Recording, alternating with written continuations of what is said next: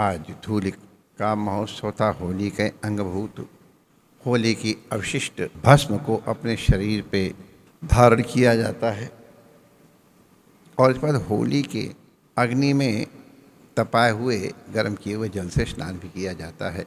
रंग गुलाल और टेसु आदि वनस्पति पुष्पों से एक दूसरे को अनुरंजित किया जाता है।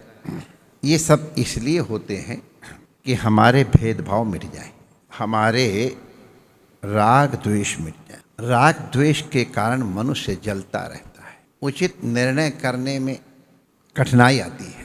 उचित निर्णय न करने के कारण, न हो पाने के कारण मनुष्य अपने उचित कर्म भी नहीं अनुष्ठानित ठीक प्रकार से कर पाता है। अपने इन चित्त के विकारों को, राग द्वेष को, मानसिक और हार्दिक कुंठाओं के निवारण का यह दिवस होता है। आज हमारे ऋषि कुमारों ने सेठ गान किया सामवेद का, अद्भुत था। इस साम में हम लोगों को प्रेरणा दी गई, प्रेरणा नहीं विधि बताई गई कि जो बुराई और भलाई की बीच की खाई है उसको मिटाओ, उसमें सेतु बनाओ, और जब वो सेतु बन जाएगा तब आपको स्वर्ग की और प्रकाश की प्राप्ति होगी, सकाम और निष्काम। अद्भुत बात उसमें कही, अक्रोधेन क्रोधेन। आप क्रोध करना भूल जाओ तो तुम क्रोध कर, अगर अक्रोध करने लग जाओ, क्रोध न करो, तुमको क्रोध अपने आप निवृत्त हो जाएगा। कंजूसी के लिए दान इत्यादि सब बताया गया। तात्पर्य क्या है? राग द्वेष की निवृत्ति आवश्यक है। जीव कहेगा कि वो हमारे से ऐसा व्यवहार करते हैं इसलिए मैं इस तरह का व्यवहार कर रहा हूँ। अब इसके विषय में हम अपनी कोई राय नहीं देंगे, लेकिन इतना मालूम है कि किसी के विषय में किसी के प्रति द्वेष रख करके शांति तो नहीं मिलती।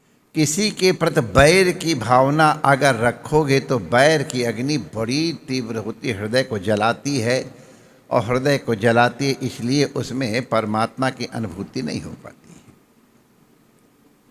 द्वेष में वृत्ति जिसके प्रति द्वेष है वहाँ लग जाती है, परमात्मा से हट जाती, बहुत बड़ी है। तो इसको अक्रोधेन अवैरेन कहो, अद्वेषेन कहो, उससे मिटाओ। और ये सफल प्रयोग है। आप प्रति जो तू भावना रख रहा हो, जो तू को कांटा बोए ताहि बोए तू फूल, उसके लिए तुम अनुकूल परिस्थितियां बनाओ, प्रयास करो, प्रार्थना करो। तुम्हारी इस चिंता के, इस चिंतन की दिशा के कारण उसकी दिशा बदल जाने की पूरी संभावना है।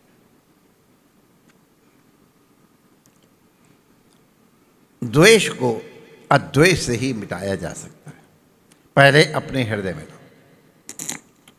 एक बहुत प्रसिद्ध कथा है, पहले भी सुनाई गई है।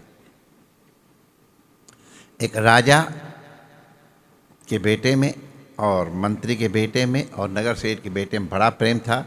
क्रमशः जब वो राजा, मंत्री और नगर सेठ बने तो भी उनका भाई भाई का जैसा प्रेम था अंदर से, और व्यवहार में तो राजा, वो मंत्री और वो नगर सेठ, बहुत प्रेम।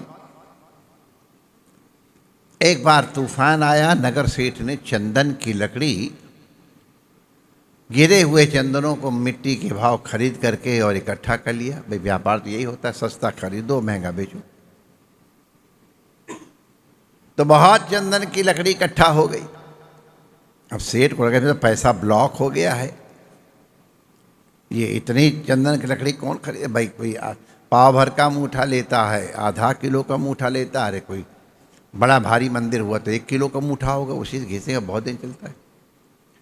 उसको लगा ये तो हमारा पैसा ब्लॉक हो गया, और इसी इतनी लकड़ी लगे कैसे? राजा मरे तो उसके जलाने के चंदन लकड़ी चाहिए, हम मुँह मांगे दाम पर बेच देंगे। अब ये शुद्ध कैलकुलेशन था बनिया का, कोई दुर्भावना नहीं थी। लेकिन राजा मरे तो हमारा चंदन बिके।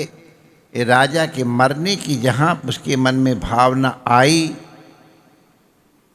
इस भावना की तरंगे, राजा शिकार खेलने गया था, मंत्री के साथ अब नगर सेठ को शिकार से क्या लेना देना, वो तो कुछ दूसरे शिकार करते हैं। राजा उधर से आ रहे थे, अनजाने में ही वो राजा मरे तो चंदन बिके, ये मरने वाले तरंगे उसके मस्तिष्क में गई और उन्होंने प्रभावित किया बिना देखे हुए। राजा को मालूम नहीं है, लेकिन उससे वो प्रभावित हो गया। राजा जा रहे थे, नगर सेठ की बिल्डिंग का छज्जा थोड़ा बाहर निकला हुआ था। राजा के हाथी को घूमना पड़ा। राजा को थोड़ा लगा भाई तो ठीक नहीं, इंक्रोचमेंट है। मंत्री, हाँ ये छज्जा गिराओ। जी हुजूर। राजा चला गया। मंत्री माने होते ही जो तेज बुद्धि वाला विप्र होता था प्राय, ये राजा ने आज अपने मित्र और अपने भाई नगर सेठ के भवन के छज्जे को गिराने के लिए कहा है। बनिया है वो चुपचाप सहन कर लेगा, लेकिन मन में तो खोट आ ही जाएगी। दुनिया को पता चल जाएगा राजा में और नगर सेठ में कुछ न कुछ खाई जरूर, लोग उसका फायदा उठाएंगे। मंत्री को लगा ये हमारे भाइयों में आपस में राग द्वेष हो जाएगा, बहुत बुरा है। वो चिंता में ही आ रहा था क्या करूं।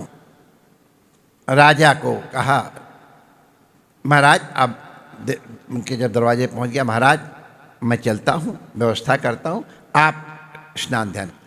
राजा स्नान कर रहा था, स्नान करने के लिए गया और मंत्री घर नहीं जाके सीधे नगर सेठ के पास गया और नगर सेठ ने कहा अंदर चलो बहुत ज़रूरी काम है। नगर सेठ अंदर गया। मंत्री ने बिना कोई पूर्व भूमिका बनाए हुए पूछा, तुमने राजा के विरुद्ध में कोई षड्यंत्र रचा है? अब क्या बात कर रहे भाई साहब, मेरे भाई के विरुद्ध षड्यंत्र रचूंगा? तुमने किसी से कोई गलत बात कही तो नहीं है? भाई साहब आप क्यों अपमान कर रहे हो हमारी मित्रता का? वो हमारा भाई है, हम लोग साथ साथ पले बड़े हैं। मंत्री को मालूम है झूठ नहीं बोल रहा है। तुमने राजा के विरुद्ध कोई चिंतन तो नहीं किया? अच्छा। सेठ ने कहा हाँ। फिर उसको हचकचा के याद आ गया। मंत्री कहा तुम बोलो मत, मुझे मत बताओ, तुमने किया था ना, उसकी प्रायश्चित कर लो। जो भी जाने अनजाने में बुरा चिंतन हुआ उसका प्रायश्चित करो। मंत्री तुरंत वहां से भाग के गया। उसको मालूम था ये क्षमा याचना अपने मन में करेगा, पश्चाताप करेगा, प्रायश्चित करेगा, उसका फल राजा के पास आएगा, राजा हमको तुरंत बुलाएगा। और उसने पीडब्ल्यूडी को कह दिया भाई थोड़े से मजदूर रस्सी और बल्ला वो जो संबल वगैरह लेकर के तैयार करो, हम आदेश देंगे मंत्री का। और मंत्री के जाने के बाद नगर सेठ ऐसा सिर हाथों में पकड़ बोला, हे बनिया की बुद्धि तेरा नाश होए। अरे जरा से चंदन की लकड़ी के कारण तू अपने भाई के मरने की कल्पना तेरे मन में कैसे आई? कौन सा पाप है तेरे में? इतना रोए, इतना पश्चात मेरे मन में आई कैसे बात? भाई के लिए कोई ऐसा सोचता है? धिक्कार है मेरी बनिया बुद्धि को। और बेचारा रो रहा है, भगवान मुझे माफ़ करो, अनजाने में हो गया। अब इधर ये पश्चाताप कर रहा। अब ये पश्चाताप की तरंगे राजा के पास पहुंची। राजा उसमें मालिश करवा चुका था, नहाने जा तो उसको ध्यान आ गया, अरे मैंने तो अपने भाई की कोठी तोड़वाने की बात कह दी। वो नहाना बंद उसका। जल्दी नौकर का जाओ, मंत्री जो भी कर रहा हो उसको वहीं से उठा लाओ, उसको समय मत देना। लवशंका कर रहा हो तो लवशंका करके कह दे कुल्ला यहाँ आके करो। मंत्री तो तैयार ही बैठा, जानता था हमको बलुआ आने वाला है। आया दंड महाराजा धीराज की जय हो आपकी। सबको हटो सब लोग। जब मंत्री और वो रहे, भाई साहब यार तुमने आज हमको रोका नहीं, क्या आपने क्या हमको रोकने के लिए किया?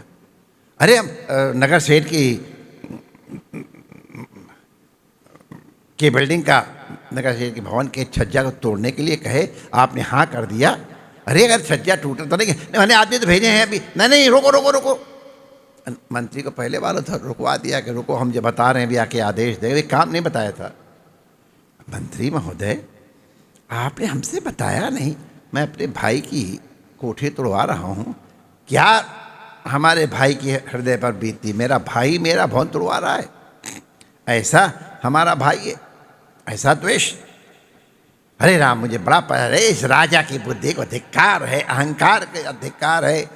मंत्री, आप प्लीज कहना मत भैया से, नगर सेठ से मत कहना। मैंने नहीं कहूँगा महाराज, मैं तो आपका प्रतिज्ञाबद्ध सेवक हूँ और उसको तुलवाना नहीं। राम राम, तुमने रोका क्यों नहीं? तो मंत्री कहता, हज महाराज, आपने हमसे पूछा कब था कि इसको छज्जा तोड़ूं का नहीं? आपने कहा तोड़ो, तो हमको तो आज्ञा पालन करना था, इसलिए हमने व्यवस्था कर दी। नहीं नहीं, रुको रुको रुको रुको। अब वहाँ पश्चाताप कर रहा है नगर सेठ, इधर पश्चाताप कर रहे हैं राजा। दोनों के हृदय का मनोमालिन्य दूर हो गया और सब तीनों के तीनों एक मंत्री की कुशलता का और फिर एक सूत्र में, एक प्यार के बंधन में बंध गए। माय डियर, जो तुमको तुम्हारे पर द्वेष कर रहा हो उसके पर सद्भावना मन में लाओ, उसका लाभ होगा कि नहीं, लेकिन तुम्हारे हृदय में तो ठंडक पहुंची जाएगी। होली का महोत्सव इसीलिए राग द्वेष को भुलाने का महोत्सव है। अभी आज बड़े सामयिक शाम का श्रवण किया हम लोगों ने पूज्य ऋषि कुमारों के द्वारा। से तुम स्तर, इस खाई को दूर करो, द्वेष को अद्वेष से मिटाओ। तो इस तरह से ये होली का महोत्सव आपके अंतःकरण को पवित्र करने वाला बनता है। टेसु के रंग इत्यादि से, अपना शरीर काया अनुरजन जाति विशेष भोजन से तन भी स्वस्थ हो जाता है और परस्पर सौहार्द से एक बनेंगे, नेक बनेंगे तो सुरक्षित रहेंगे। ये भावना हमारी ऋषियों की रही है। आज से तुम स्तर वाली शाम से ये भावना प्रकट हुई, वेद भगवान का आदेश मिला और हम लोगों ने भी आज होली का जो रंग का महोत्सव उसको मिलाया, परस्पर गले मिले और होली सो होली, जो बीत गई सो बीत गई, जलाओ अग्नि में और आओ प्रेम से मिलें। और इसी होली में तुरंत एक दूसरे से गले मिला जाता है, एक दूसरे का मुंह मीठा किया जाता है। यही भावना हमारी नित्य बनी रहे, ऋषियों की दृष्टि यही है। तो उससे आपको स्वर्लोकों की प्राप्ति होगी और ज्योति की माने ज्ञान की भी प्राप्ति होगी, परम कल्याण की प्राप्ति होगी। परमात्मा आप सबका मंगल करे। जय श्री कृष्ण।